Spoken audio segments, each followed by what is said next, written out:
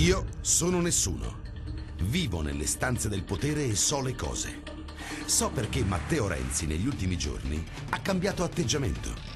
Il rottamatore di Firenze diceva di voler spaccare il mondo, prometteva di cambiare verso all'Italia.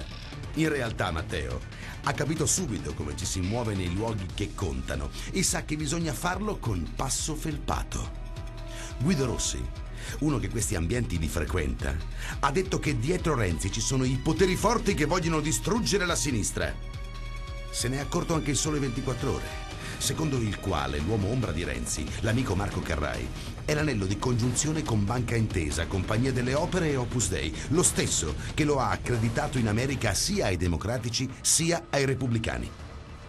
In fondo, anche Ugo Sposetti, ex tesoriere dei DS, è convinto che la destra americana sostenga il sindaco di Firenze. A quanto pare sono in buona compagnia. Matteo è molto amato da Carlo De Benedetti, dal potentissimo Francesco Gaetano Caltagirone e perfino da Cesare Romiti. Alberto Nagel di Mediobanca lo ammira, Mario Greco delle Generali gli ha dato una mano a organizzare un evento. In poco più di un anno, tramite la fondazione Open, Matteo ha raccolto circa 1.600.000 euro. Tra i suoi sostenitori c'è l'ex presidente della Fiat Paolo Fresco, poi una lunga serie di manager finanziari e imprenditori che hanno capito con chi conviene stare in questo momento. Con Renzi, ovviamente.